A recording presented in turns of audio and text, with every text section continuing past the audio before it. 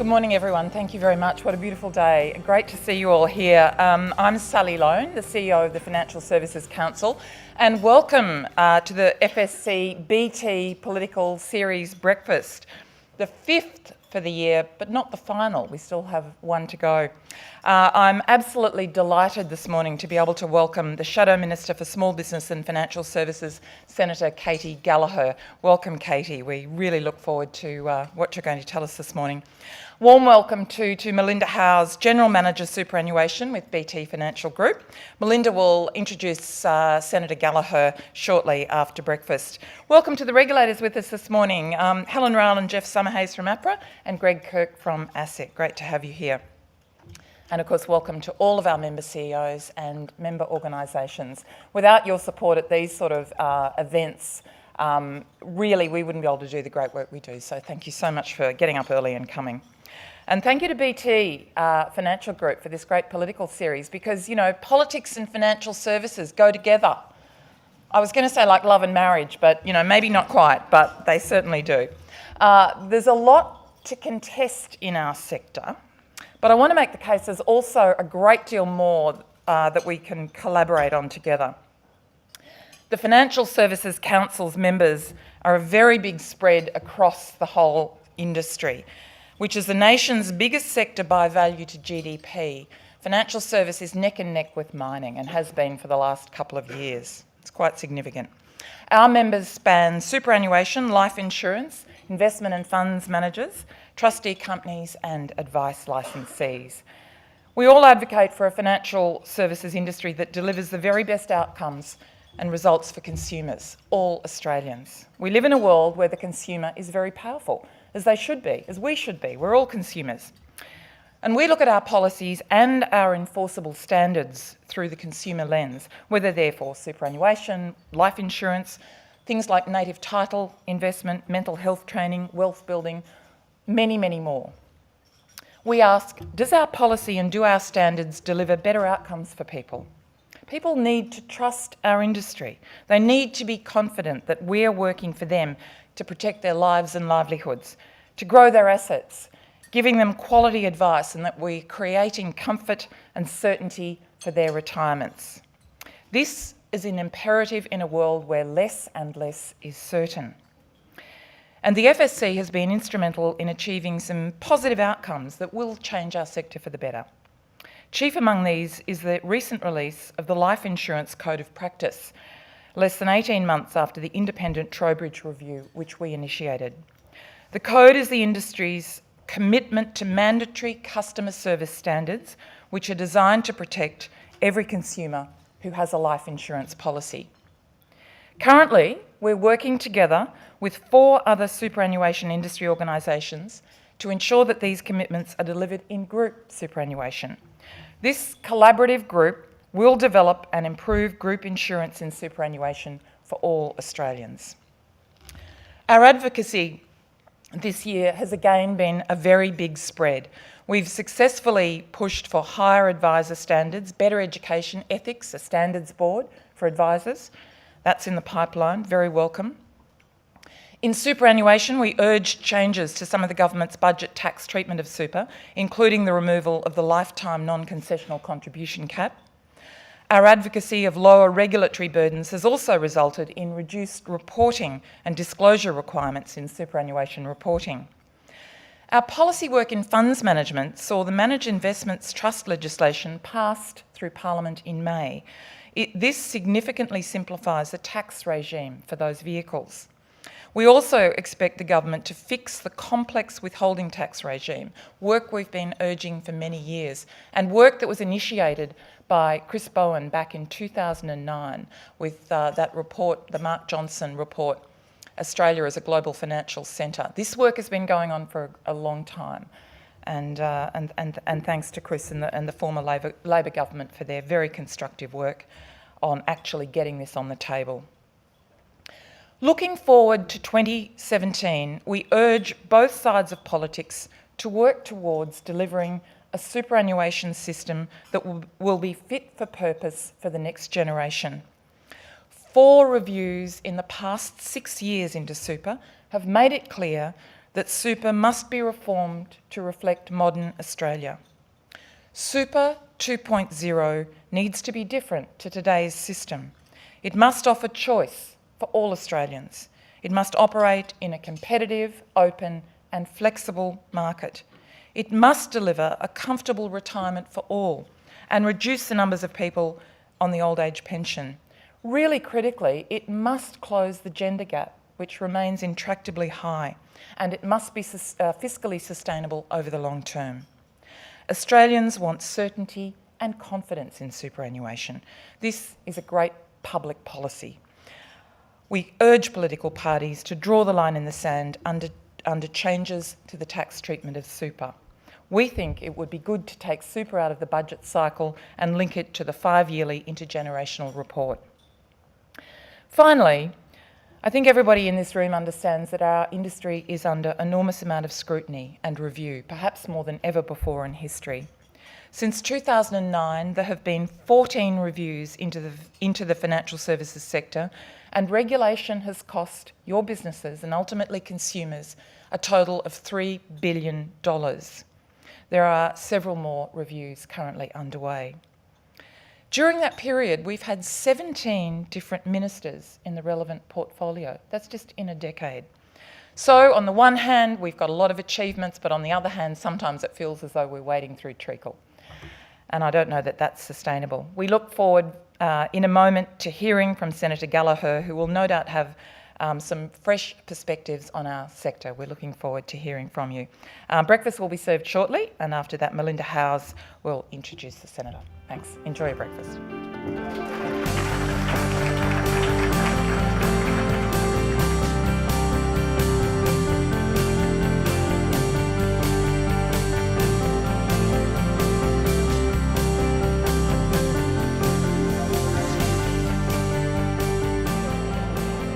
Well, good morning. Welcome everyone, and thank you for coming. Look, I'm really pleased to be here because I think maintaining an open dialogue between the financial services industry and super in particular and our politicians is really important. That's always been the purpose of this BT FSC political series. At BT, we're really proud of what we do, and we're really proud to help Australians prepare for their best financial future. I've often joked that a man is not a financial plan. And in the same way, just having a superannuation fund is not a retirement plan. So in my super business, in my part of BT's business, we look after more than 1 million superannuation fund members.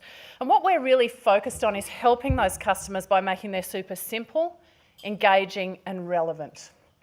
And most importantly, helping them to actually take action at the most vital points where they're making key decisions that will really affect how much retirement benefit they're going to have. And so that's really why I'm so pleased to see solid progress towards legislating the statutory purpose of superannuation. We believe that clarifying the purpose of super and evaluating its performance via the intergenerational report rather than the annual budget cycle will deliver the stability currently missing in our superannuation retirement system. We also saw the introduction of a comprehensive package of superannuation tax reforms designed to put our industry on a sustainable footing into the future.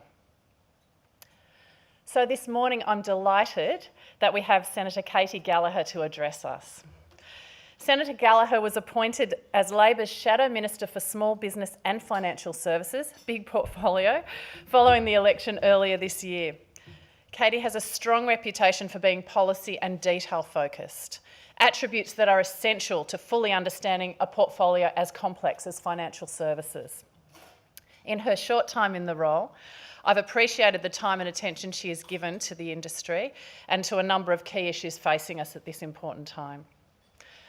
Prior to entering federal parliament in 2015, Katy served as in the ACT's Legislative Assembly for over a decade, including 3 years as the ACT's Chief Minister. Over this time, she had a really wide variety of ministries, such as education, health, and as Treasurer. So please join me in welcoming Senator Katy Gallagher to the stage.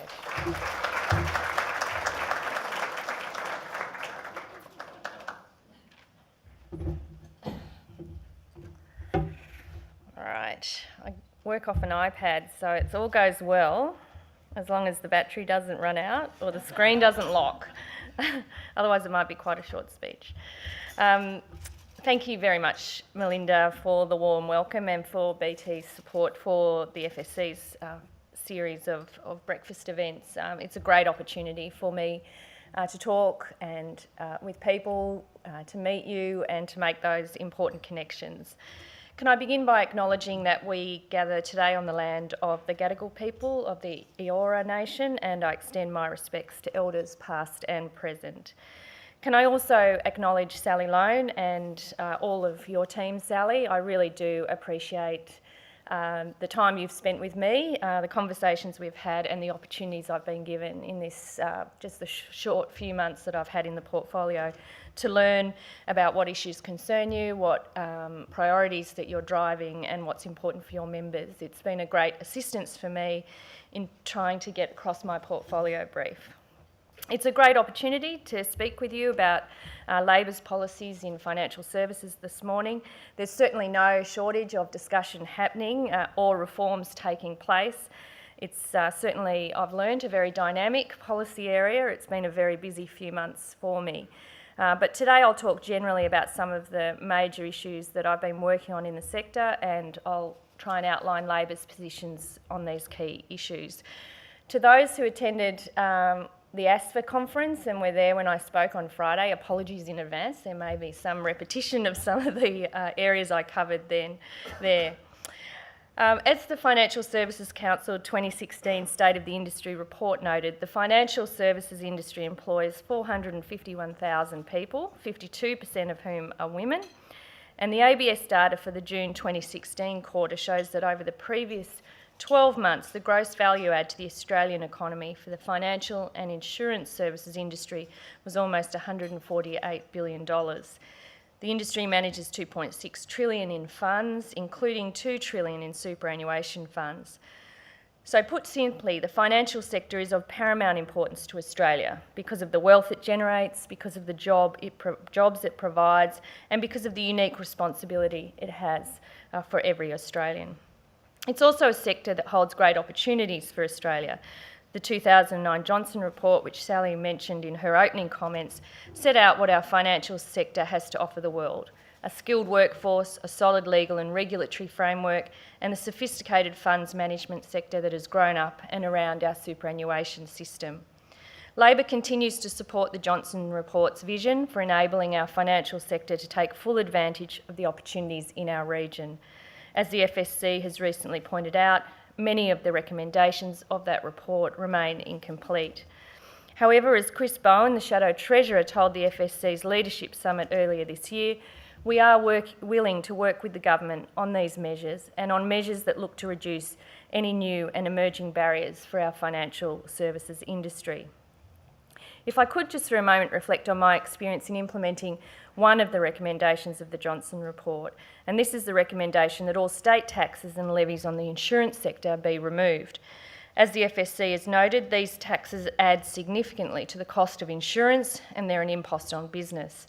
Just as significantly, they discourage consumers from taking out adequate levels of cover. The FSC's recent stock take says the implementation of this recommendation has actually gone backwards. That's perhaps not surprising given some of the challenging budget situations many states face. However, it is a recommendation that we were able to address in the ACT. We addressed it as part of our bold, some would say brave, 20-year program of tax reform that my government, when I was Chief Minister, announced in 2012 and that my successor, Andrew Barr, has continued on. As part of this reform was to remove our tax base from stamp duties on property transfers to land tax. That was a key element of it. To date, this reform has eluded other states and territories, and yet it's a reform that has been recommended by economists, tax reviews, and even as late as recently by the Prime Minister and the Treasurer. It's a tax that's more efficient, it's more equitable, and amongst other things, eases the burden on home buyers. Crucially, it also provides a broader and more stable revenue base, and this was a key part of my considerations when we went down this path. It was this that enabled us, as part of the tax reform package, to commit to phasing down of taxes on insurance. I'm pleased to say this phase down actually finished on July the 1st this year, when right on schedule, insurance duties in the ACT, including on life insurance, were completely abolished. The ACT has become the first place in Australia where businesses are not burdened by insurance taxes. The first place in Australia where consumers are not discouraged from taking out the insurance protection that they need. But these reforms have not been easy. And to date, the Labor Party in the ACT has fought and won 2 elections in the teeth of negative opposition campaigns about these reforms. However, the ACT experience provides a guide to other jurisdictions about how reforms like these can be delivered, even in the face of strong political and stakeholder opposition. And it shows that even in current budgetary and political environments, when governments get the message right, when we explain reforms and we persist with them, they can be delivered. There is a strong Labor tradition of pursuing and making the case for difficult reforms in the interests of the community as a whole, and it's perhaps in that spirit that I'll talk later about our policies on the tax treatment of superannuation. But first I'll mention a couple of other areas. As you know, part of Labor's policy is a Royal Commission into the banking and financial services sector. Our decision in April this year to call for a Royal Commission was not one that was taken lightly, but it was taken with the aim of ensuring that any systemic issues in the industry are addressed in a thorough and transparent way. I know that the FSC and everyone here today feels disappointed with and let down by the instances of misconduct and unethical behaviour that have come to light. While I know that the FSC is on the record as opposing a Royal Commission, I also know that we share a common understanding of the importance of strengthening consumer confidence and trust in our financial services sector, particularly given that all Australians rely on it. And despite our differences on this issue, we do recognise the proactive steps that the FSC is taking to improve trust and consumer outcomes. One such example is the FSC's Life Insurance Code of Practice. The FSC managed to bring together the industry in support of the industry's first ever code. We welcome the code as a first step to lifting insurer practices and obligations so that they better meet consumer needs and expectations. If the code removes conflicted remuneration for claims handlers, improves the time frames for processing of life insurance claims, and limits the use of invasive surveillance, these will all be good things.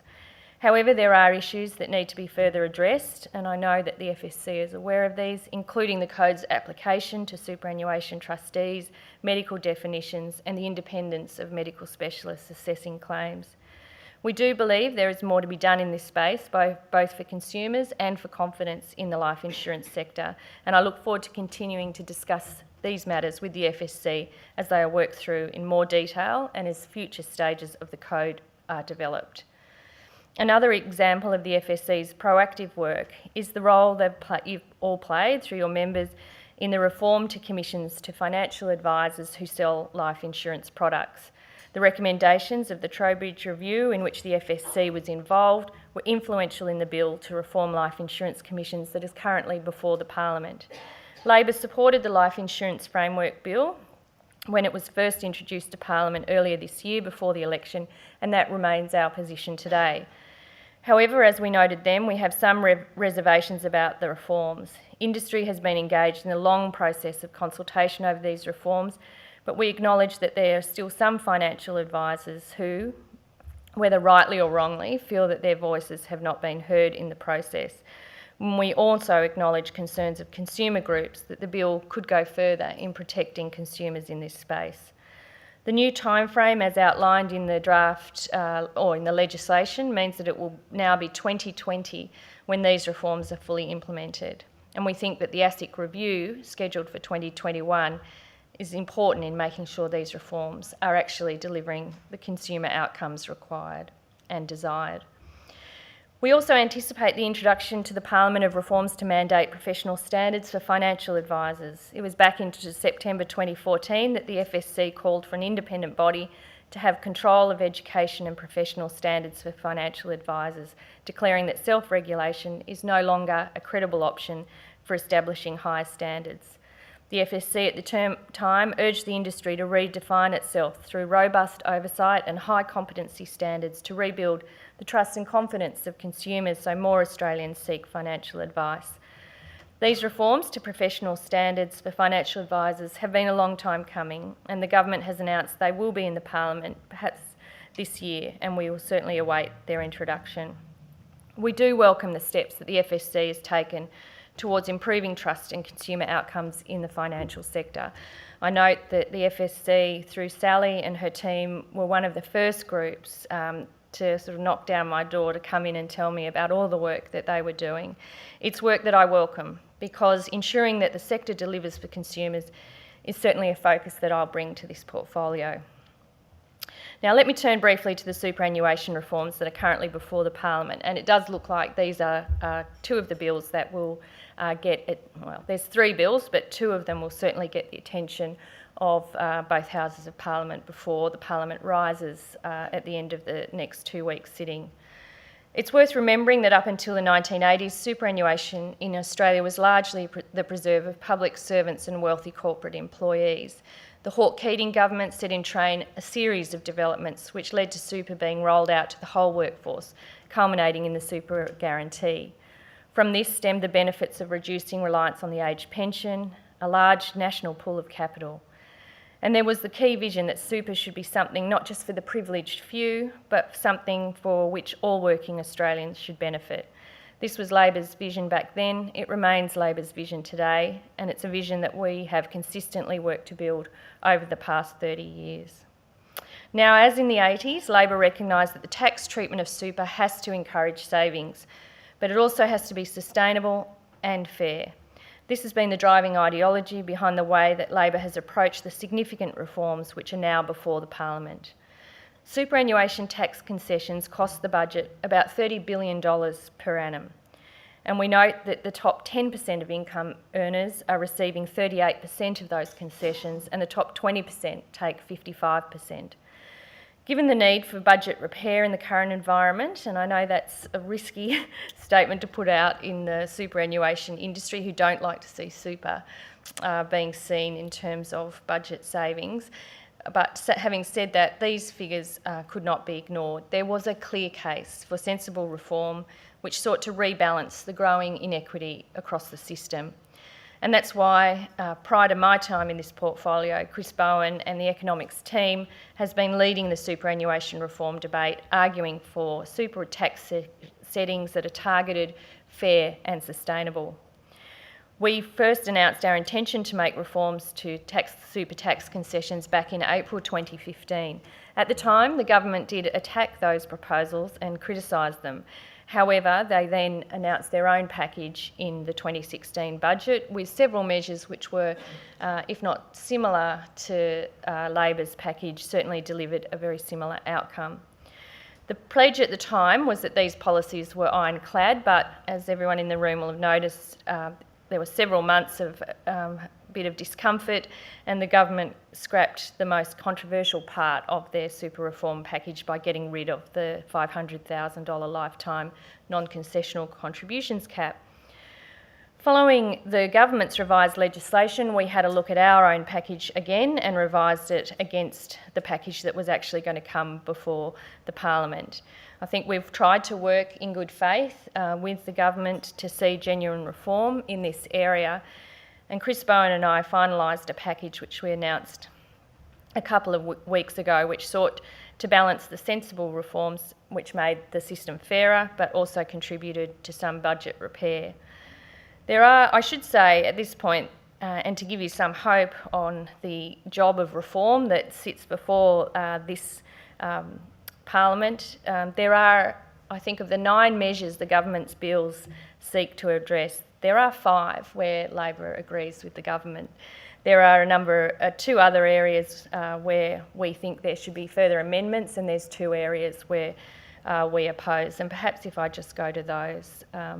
In terms of the areas where we don't agree, where we're proposing changes to the government's measures, they've introduced a $100,000 cap, non-concessional contributions cap. We believe there's room to lower that to $75,000 per annum. It's very clear that fewer than 1% of Australian taxpayers make $100,000 or more in non-concessional contributions, and while over 86% of Australian taxpayers make no non-concessional contributions whatsoever. That's back in the 12-13 financial year. Many Australians will, however, provide one lump sum, large non-concessional contribution at some stage of their working life. And the super system allows for this and should allow for this. And the proposal is to bring forward 3 years' worth of contributions into a single year if people need it. It's very clear that either under the government's proposal or Labor's proposal that there's still more than enough room for those one-off lump sums to be provided. I think the Treasury figures show that the average one-off lump sum is $135,000, so well under what would be allowed under either of Labor or the government's plan. In terms of the catch-up contributions, in terms of the other area we would seek amendments, it relates to the higher income superannuation contribution. The government wants to reduce that to $250,000. We believe there's room to lower that to $200,000. In terms of the 2 areas we don't support in the package, one of them is the catch-up contributions. This is basically our opposition to that and the tax deductibility for superannuation contributions. At the heart of our opposition is that they will open up new spending in the order of $1 billion over the forward estimates, but also about $12.3 billion over a 10-year period. We don't think at a time when the budget's in the state it is and we're looking to refine some of the superannuation tax concessions that it's the time to open up new areas or new tax concessions, particularly if the evidence is, and this goes to the catch-up contributions, that they're not going to attract the benefits for the people that the government says it is. I know that the catch-up contributions is very much being sold as something that will help women who have fragmented time in the workforce. It's very clear that from the figures, whilst they haven't been provided by the Treasury, because the Treasury hasn't done any gender analysis of that measure, by other experts, that it wouldn't be women who would benefit from this. Predominantly it would be men who are on higher incomes and have the capacity to put that money into super. In terms of the objective of super, I'll finish very shortly. I know it's a long speech. I have sought the agreement of the government to refer this off to a committee. I know that's probably reached a few groans in the room, but the point here, and I know that many of you will have provided submissions for this legislation, is that there seemed to me to be, I think I found one submission that was supportive of the objective as currently defined by the legislation. There was a lot of submissions across the board, right across the board, from the left to the right, with views about what it should be. I know whilst there'd been some good early work done on consultation on this, that the work that was done post the government settling this bill was very short. It was about 9 days for people to get their submissions in. And there remain a number of unanswered questions, not just about the objective, but about the secondary objectives or the subsidiary objectives, how they relate to the primary objective, where they're located in the legislation. At the moment, they're in the explanatory memorandum, not in the bill. Also about how the compatibility statements would work. There's seemingly no enforceability of that. And for something that seems to me to be at the heart of the discussions that will be happening about super, and Sally calls it Super 2.0, the fit for purpose discussion that will be ongoing, I have no doubt.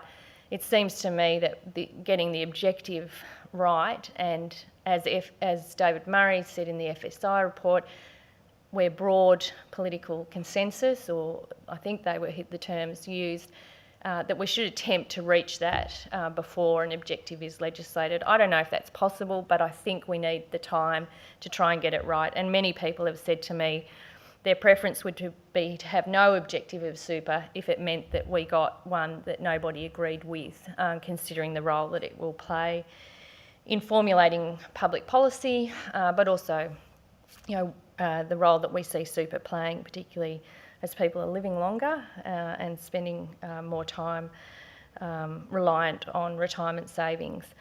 So I think my own view is let's get it right. I'm pretty sure the government, in fact I am sure the government agreed to carve that legislation off. It will go for a committee inquiry. I expect people will just be able to resubmit the submissions they've provided to Treasury, so hopefully it won't be too much more work, but we'll be able to have that discussion, and it's due to report in February of next year. So I might leave it there. It's been really good to meet so many of you over the past few months. I know I still have a lot to learn and a lot of people to meet, and as I said at the beginning, the policy work is very dynamic. It's front and centre of the political debate, I know that, and I know that puts a lot of pressure on people working in the industry. I also acknowledge the very significant steps that the industry is taking to reform and to reflect and better meet the needs of consumers that we are here to serve. And I look forward to hopefully coming back another time. I look forward to outliving some of my predecessors. It's not a very long life expectancy, but I was just telling my table that I was Health Minister for 8 years, and the life expectancy for a Health Minister is about 12 to 15 months. So I've got a bit of track record of hanging around longer than others. So I hope I can continue that up, because I really am genuinely impressed by the work that's underway. I'm interested in it. There's a lot of things. There's a lot of work to be done. There's a lot of issues, I think, to resolve and discussions to be had, and it's been a very intellectually stimulating, a little bit frightening kind of last 4 months or so, but I feel that once the Parliament rises, I'll have a great opportunity to really reflect and resolve the areas that I want to focus on, and so I look forward to discussing that with you all next year. Thank you very much.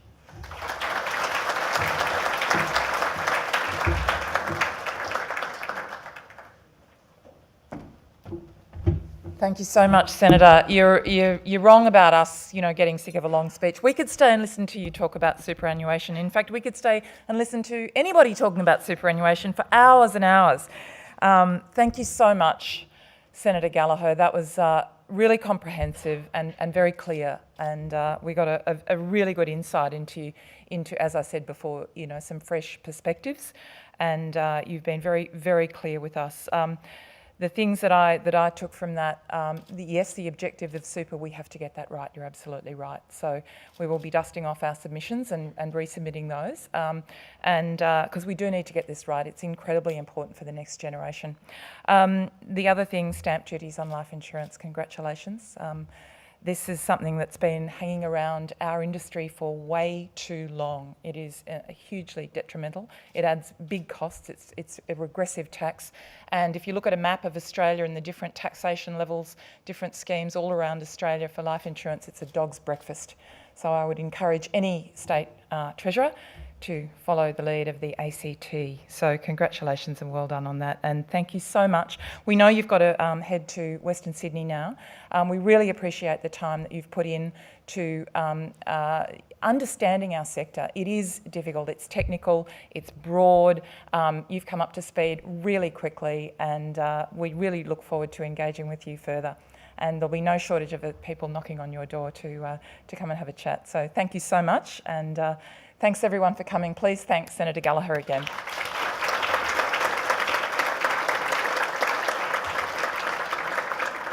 Thank you everyone. We'll get you back to your desks by 9 o'clock. It is a Friday. Feel free to have another coffee and hang around. And those of you who haven't registered for BT Political Series' final event of the year, we have one more on the 14th of December. The Prime Minister will be speaking to us, so please go onto our website and register if you haven't already done so. Thanks so much.